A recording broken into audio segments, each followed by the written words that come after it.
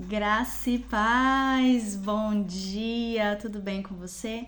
Hoje eu quero trazer uma meditação que é quase um estudo, mas vamos parar e voltar em algumas histórias que são trazidas na palavra de Deus. Nós vamos meditar em Lucas 3:2, em Marcos 5:35, em João 11:6, em Mateus 14:21. Calma, vou colocar tudo isso na descrição do vídeo.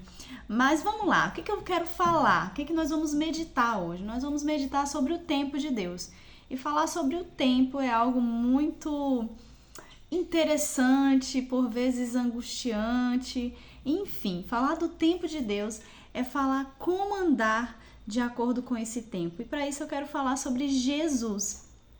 Jesus, em Lucas 3:2, vai dizer que ele começou o ministério aos 30 anos. Observe, Jesus teve apenas 3 anos para fazer todo o seu ministério aqui na Terra, que foi algo grandioso, salvar o homem. E ele não fez isso antes, ele fez isso iniciou com 30 anos. E tal fato, ele foi devido a uma obediência aos preceitos de Deus, onde em Números 4:3 nos relata que os filhos da tribo de Levi deveriam entrar no santuário com 30 anos de idade para servir na tenda da congregação. Então, eu gosto muito dessa passagem, principalmente da tribo de Levi, porque o Senhor, quando dividiu a terra entre as tribos, ele disse que para Levi, ele seria a herança de Levi. Então, em Deuteronômio 18:1-2 diz assim: os sacerdotes levita e toda a tribo de Levi, pelo que não terão herança no meio de seus irmãos. O Senhor é a sua herança, como lhe tem dito. Então, muitas vezes a gente até quer ganhar terra, coisas e tudo, mas para essa tribo o Senhor falou: eu sou a herança de vocês.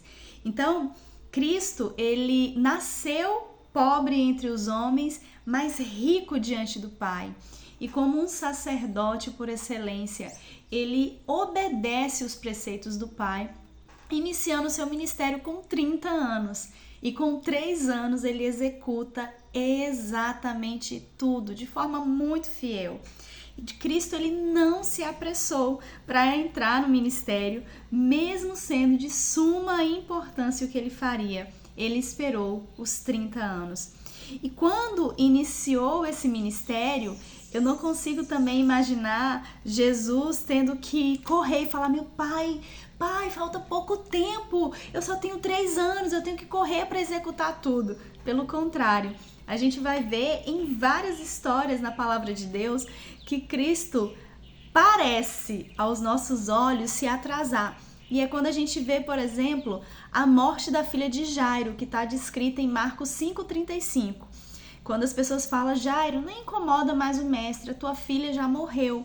E Jesus pega, vai até o encontro, mesmo com a menina morta. E quando chega naquele lugar, as pessoas estão chorando porque a menina já morreu.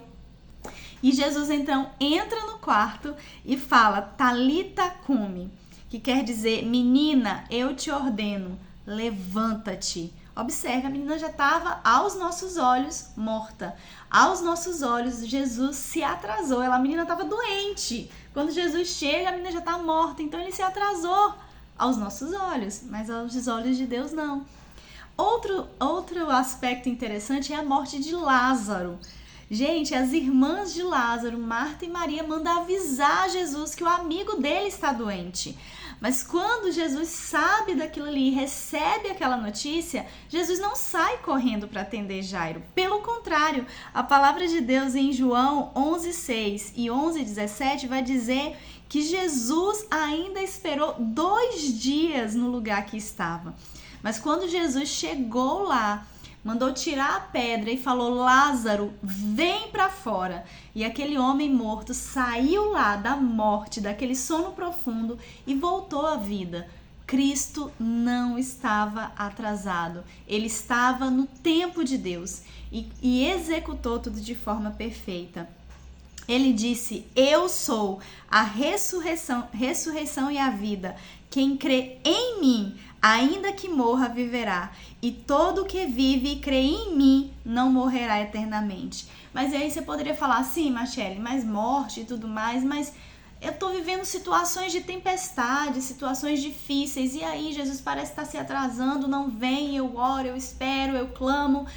E aí a gente pode lembrar de Jesus andando sobre as águas em Mateus 25, quando os discípulos estão passando por uma grande tempestade e Jesus vai chegar na 4ª vigília. São 4 vigílias e Jesus só chega na última vigília. Sabe qual é o horário da última vigília?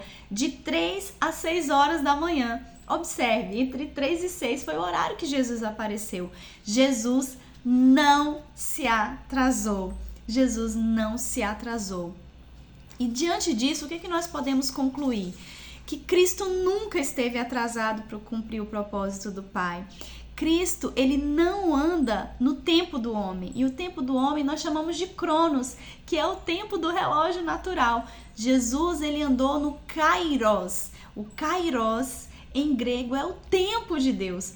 Cristo andou no tempo de Deus. E o tempo de Deus, ele é perfeito, mesmo diante da morte, mesmo diante das dificuldades e da tempestade. É necessário esperar. E eu vou te dizer, o Cristo, ele não se atrasa. Ele sempre chega no tempo perfeito. Vamos fazer uma rápida oração? Pai, muito obrigada. Muito obrigada porque o Senhor, de forma perfeita, não se atrasa. Ensina-nos, Pai, que o teu tempo não é o nosso tempo. Nós vivemos no tempo Cronos, mas o Senhor existe no tempo Kairos. E no seu tempo o Senhor virá nos buscar, virá nos trazer o alento, virá ressuscitar o que está morto e virá acalmar as tempestades das nossas vidas. Sê com cada um de nós, ajuda-nos, Senhor, na nossa caminhada aqui na terra e nos ensina a andar ao invés de correr, porque o seu tempo, ele é perfeito e o Senhor não se atrasa. Nós queremos andar com o Senhor do tempo. Ensina-nos e nós aprenderemos. É o que te pedimos, em nome de Jesus. Amém! Graça e paz! Boa semana! Tchau!